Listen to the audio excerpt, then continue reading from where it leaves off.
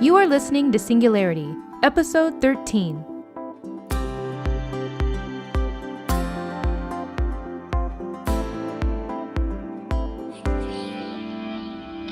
Welcome, Miracle Makers. I am Angie, your host of Singularity, a podcast where we are not afraid to ask the questions that lead us to our truth.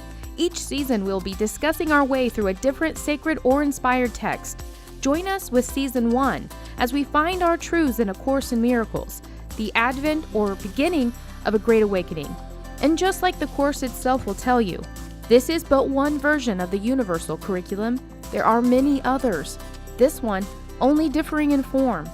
They all lead to God in the end. So go ahead and grab your coffee, have your pen and paper handy, and follow along in the text if you have it. Don't forget a free version is available at acourseinmiraclesnow.com. Here we go.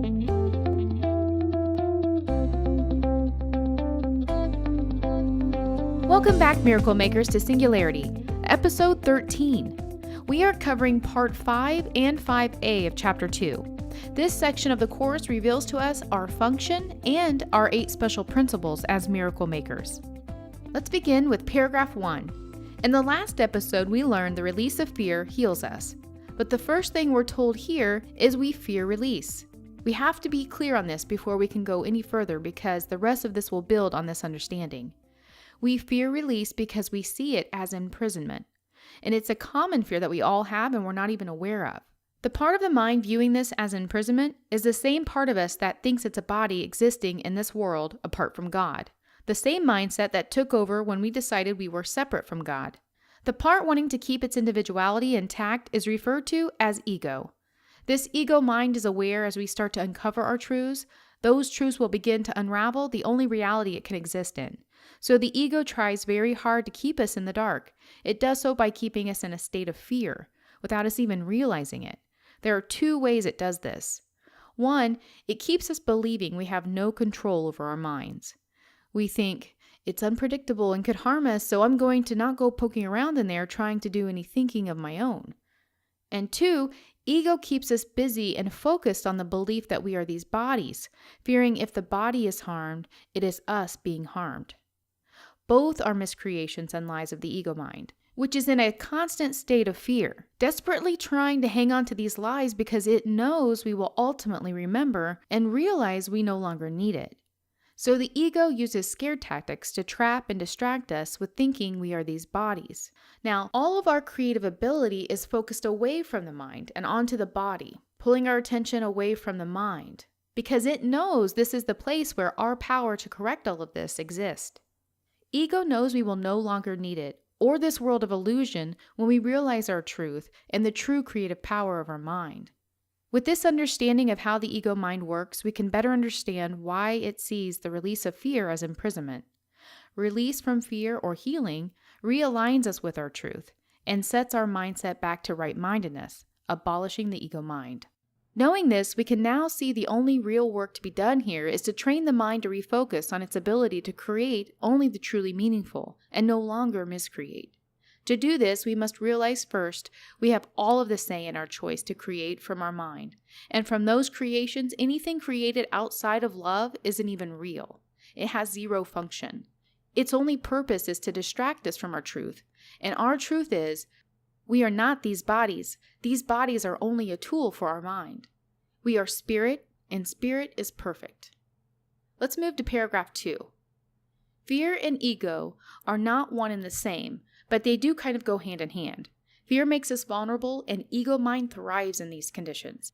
The Course tells us if fear keeps us from seeing that the healing is done in the mind, then we are better off temporarily finding outside sources for healing, because the fear makes it far too easy for us to miscreate and almost impossible to see the true source of our healing.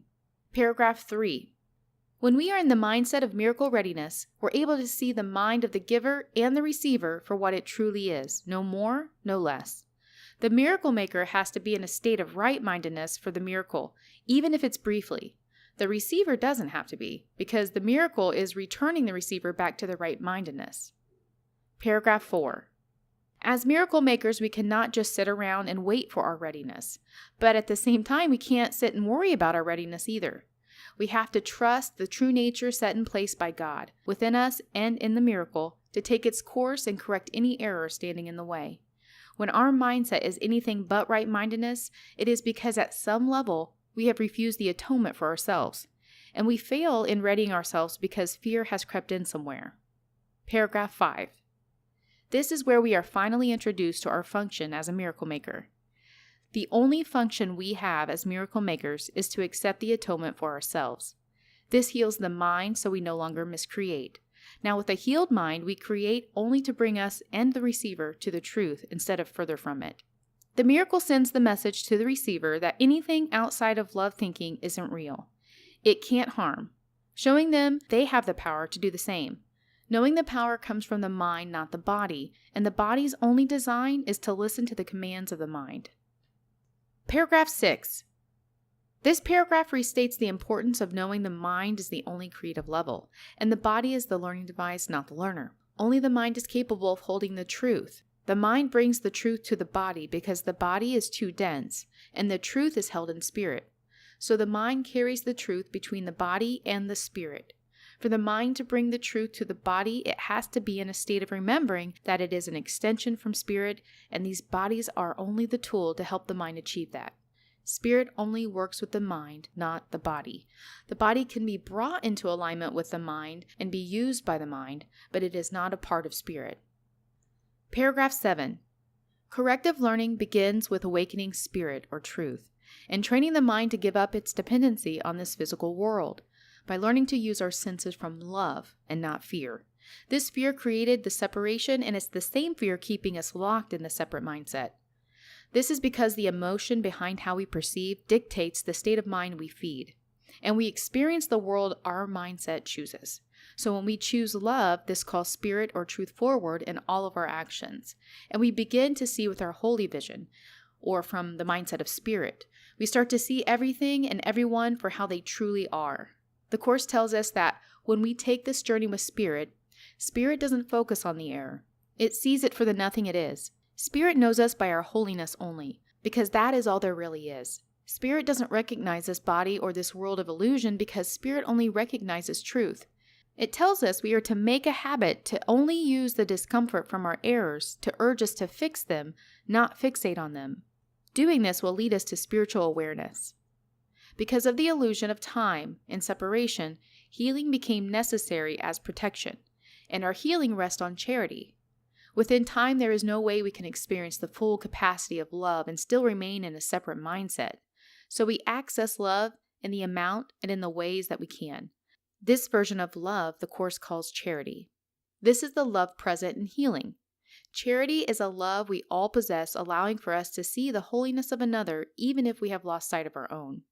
Charity aids in healing because it recognizes the pure and total potential in someone. At times, some people cannot see their own pure potential. If they could, then charity wouldn't even be necessary. As miracle makers, we extend the charity needed for the miracle.